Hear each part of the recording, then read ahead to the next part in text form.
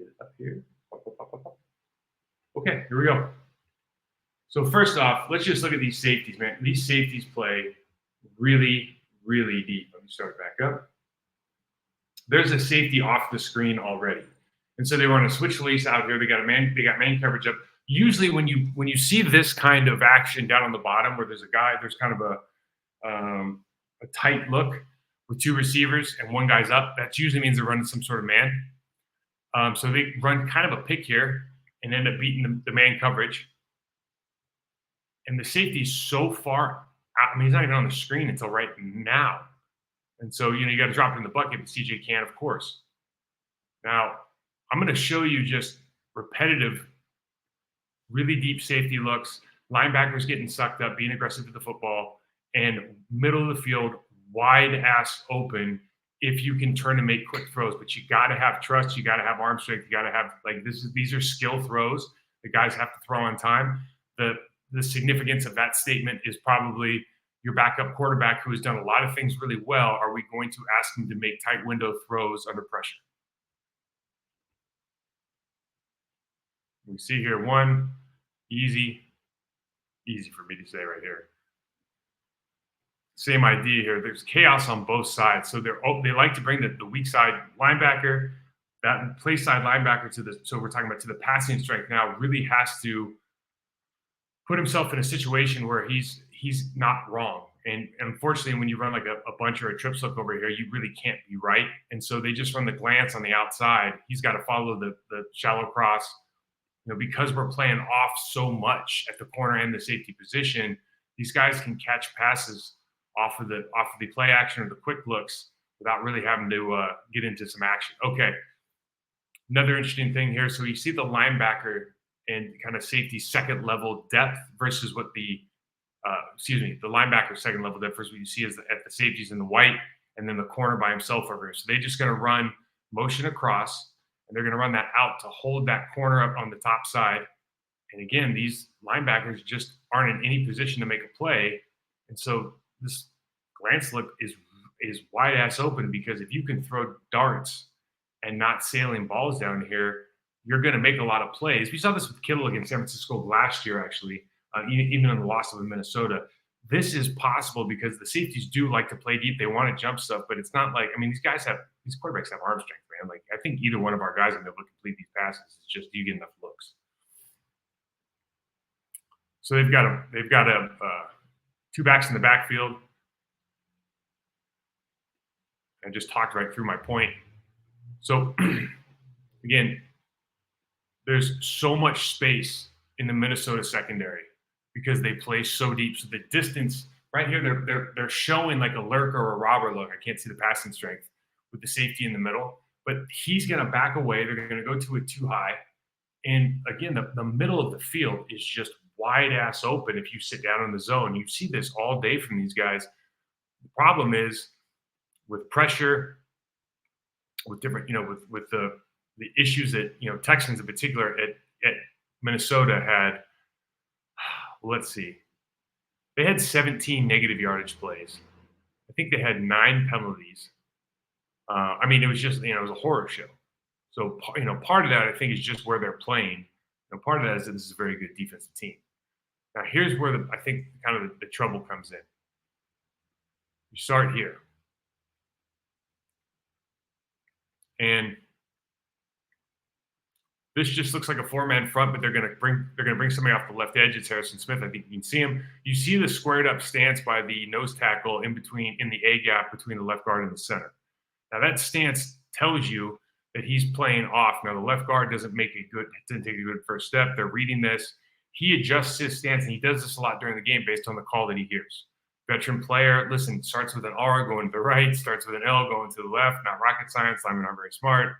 So they're making a lot of plays. They're winning kind of their one-on-ones on the upside of the field. And if you do this, I'll just tell you right now, against Van Ginkel or any of these guys, if you play a defensive end against a stand-up or hipped-off tight end, you are going to lose that matchup. They're going to get penetration. I think we'll see it here on the next play. Same situation. Like, you have to be able to read this. You have to be able to read the stance here. If you're the center, knowing that you're trying to reach and he's put himself in a position where he can leap outside, or if you're trying to down block as the right guard, you have to see the stance. He's square now. You can't just go in there whole hog. You got to step at the neck, get your second step upfield. Watch that, and then I'll rewind it. We can watch the tight end. Okay, so you see that the right guard's going to beat. Now the tight end's already in a disadvantaged position because he's hipped off, so he's not going to be able to attack. So we're playing on their side of the line of scrimmage. Us being now the Minnesota Vikings, they're playing on their side of the line of scrimmage right now. So you're going to have to force the cut in the backfield. 9 nights. I mean, they had, think about that, 17 negative yardage plays, guys, and that's including penalties. But Jesus H. Okay, so at least there's no crowd noise, and I put this in because Greenard had 3 sacks, and really all 3 of them, nothing's a gimme in this league. You still got to win, but he's getting the matchups he wants, and in a situation like this, like I don't think our right guard's going to be laid off the ball at Lambeau. You see how that's Shaq Mason. He's a really good player, but laid off the ball. I think this was late in the game. Just it was just one of those days for the Texans. Greenard showed up and beat his home team really bad. You got to know now, okay, what am I talking about, guys? So there's 3 across to match up with the 3 wide receivers on the top. You see that they go motion across, and the 4th defensive back starts moving over, then yells something to the defensive back on the bottom of the screen and comes back to the line of scrimmage. Now, I would have said 20 times out of 20, CJ Stroud would know that guy's coming. He has pressure, and he would look up at the top because they're going to run a quick slant off of the farthest receiver on the top of the screen, and he has plenty of room. The safety's going to try to cut him. He doesn't look that way immediately. Like he's got this play right now, and he doesn't throw it. And they end up picking up the wrong guys. He thinks he probably has more time. If you look at this from the end zone copy, basically slid out to the guy they should be sliding out to, but there was one more than they could manage. Tough sledding. So what they did is they went to the bear look a lot, and the bear is creating a lot of problems because they give a 5-down look, and they'll also bring a linebacker. And all they're trying to do, and I think this is what Flores does better than other guys, at least his defense. They make bad bear decisions right here. What do I mean by that? Well, very simply, if you've got only a tight end or 2 tight ends to one side or 1 tight end to a side, whoever you think is the designated guy who's going to be in the pass pro, they want to attack that guy.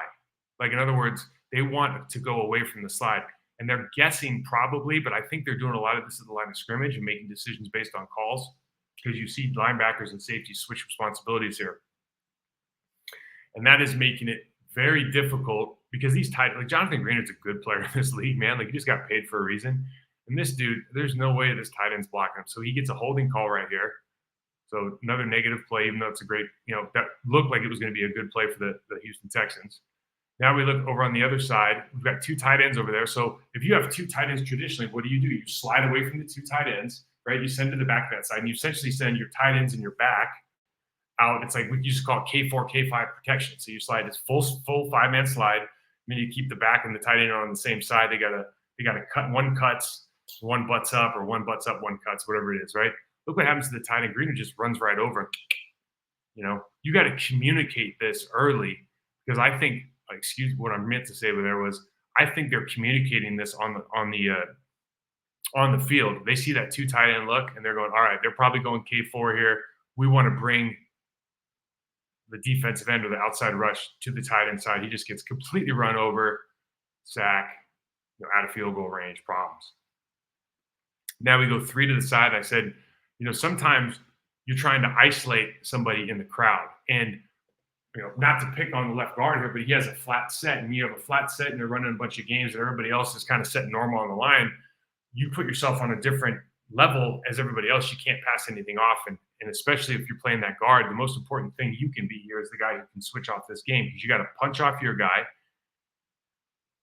punch here, not turn, and now you got to be accepting that defensive tackle from the center so the center can gut off. He doesn't do it. Sack. Okay, so they're going to be looking at this.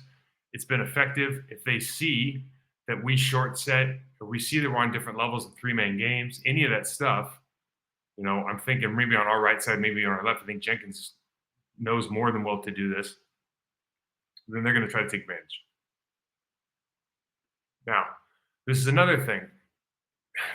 Never leave your wingman. It's like we're watching Maverick last night, and the guy at the new one, the guy they're out of bullets, and they got the new next gen fighters, and all of a sudden the dude shows up and it's his wingman. Never leave your wingman. So the center over slides away from Harrison Phillips, who's their best interior pass rusher, and leaves this open. And the left guard is not having the best game of his life, anyways.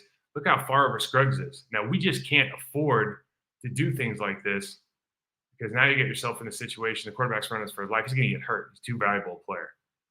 Great job. And you just never know with some of this stuff. Is it like, are they identifying that that's a tendency? Did they plan to do that? Did they know they want? Obviously, they know they want to rush that guy a little bit wider. So interesting stuff. They go back to the bear. Oh God, I'm not even going to get into this yet. My feelings will be hurt. Okay, so offensively, let's just get this out of the way, man. Aaron Jones is playing really well, as you kind of expected to. He's healthy. He's on a 3-0 football team. It's always it's not therapy. Maybe is it therapy that we're going through when like your favorite player moves to the Vikings?